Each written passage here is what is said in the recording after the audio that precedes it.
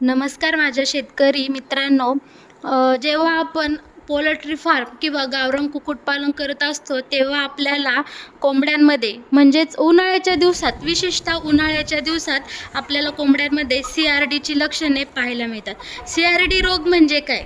तर आधी CRD रोग म्हणजे काय हे जाणून घ्या. म्हणजे कोंबड्यांना सर्दी होणे. थोडक्यात बदलत्या वातावरणानुसार म्हणजे उन्हाळ्यामध्ये कधी ऊन असतं तर कधी सावली असते, कधी सुद्धा उन्हाळ्याच्या दिवसामध्ये आपल्याला पाहायला भेटतं.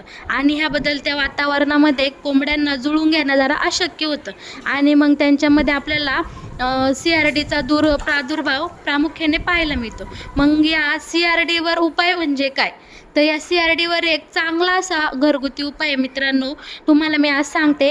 चला, आणि त्याची रेसिपीसुद्धा मी आज तुमच्यासोबत शेअर करणार आहे, ती तुम्ही नक्कीच बघा. तर मित्रांनो, CRD या रोगावर औषध करण्यासाठी सगळ्यात आधी आपण एक टोपामध्ये मस्त पाणी घेऊया, स्वच्छ पाणी घेऊया आणि त्या पाण्यामध्ये हळद, कडुलिंबाची पानं आणि आलं लसूण पेस्ट हे पदार्थ आपण मिसळणार आहोत.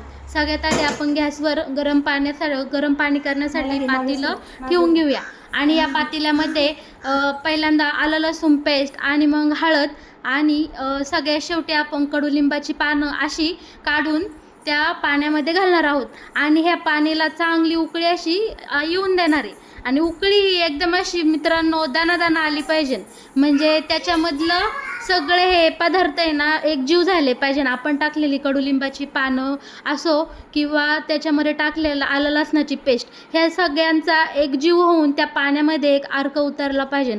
आणि मग तो इथे आपण तो काढा एकदम असा ढवळून घेऊया. चांगला मस्त खळाखळा ढवळल्यामुळं काय होईल मित्रांनो, त्याचा जो अर्क आहे तो त्या काढ्यामध्ये उतरायला चांगली मदत होईल.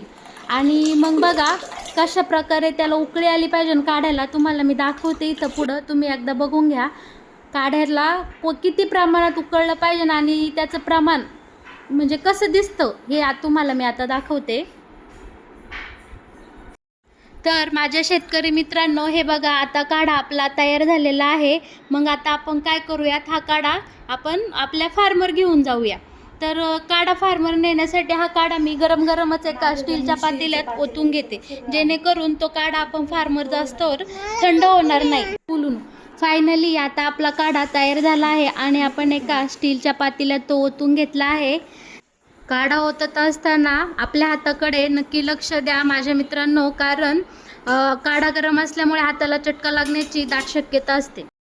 चला तर मग आता आपण काढा घेऊन आपल्या फार्मर जाऊया, म्हणजेच आपल्या शेतावर जाऊया. कारण तुम्हाला सगळ्यांना तर माहितीच आहे, आपल्या शेतावरच आपलं कोंबड्यांचं छोटंसं असं फार्म आहे. चला मग आलो आपण आता आपल्या शेतावर. हे बघा आपलं फार्म गाडी इथे लावली. आता चला तर मग आता आपण कोंबड्यांना हा गरम काढा धुया. मी तुम्हाला मगाशी सांगितल्याप्रमाणे आपल्याला हा काढा कोंबड्यांना गरम पाजायचा आहे, जेणेकरून त्यांच्या घशाला शेक मिळेल आणि घसा शेकल्यामुळे त्यांचा हा CRD रोग लवकरात लवकर बरा होईल. त्यासाठी आपण हा काढा गरम त्यांच्या पाणी प्यायच्या भांड्यामध्ये ओतून घेणार आहे.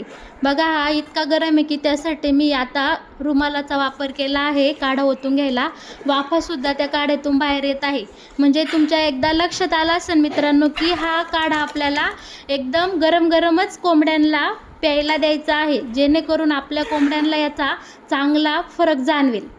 मग आता काढा दिल्यानंतर बघा सगळ्या कोंबड्या एक करून आता हा काढा पितील. काढा गरम आहे त्यामुळं कोंबड्या काही सगळ्या एकदम येत नाही आहे, थोडं पेतात ते, थोडं इकडे तिकडे ये जा करतात ते. पण आता हा काढा सगळ्या जणी पितील, नक्कीच हा काढा संपून जाईन. आता बघा इकडे मी जाईल तिकडे या कोंबड्या माझ्या मागं करतात ते. बघा आता त्यांना खायचं आहे आणि त्यांना बाहेर जायचं आहे, त्यामुळं मी जिकडं फिरन तिकडे या कोंबड्या माझ्या मागंच येतात ते. त्यांची गंमत बघा मित्रांनो. आता तुम्ही सगळ्या माझ्या शेतकरी मित्रांनो बघा हा मुका जीव कसा असतो, त्यांना जीव लावला तो नक्कीच आपल्यालासुद्धा जीव लावतो. मी ज्या साईडला जाईन त्या साईडला या सगळ्या कोंबड्या माझ्या मागं करतात ते. बघा बघताय, आणि काही कोंबड्या तिकडं काढासुद्धा पेतात ते. मग मित्रांनो, कशी वाटली तुम्हाला ही आजची माहिती? जर तुम्हाला आजचा व्हिडिओ आवडला असेल तर नक्कीच या व्हिडिओला लाईक करा, शेअर करा आणि आपल्या या वाव रोशनी चॅनलला सबस्क्राईब करायला अजिबात विसरू नका. आणि आपल्या शेतकरी मित्रांनो, जर हा काढा पाहून या रेसिपीचा तुमच्या शेडला किंवा तुमच्या कोंबड्यांना काही फायदा झाला असेल तर तुम्ही नक्कीच कमेंटद्वारे तो मला कळवा.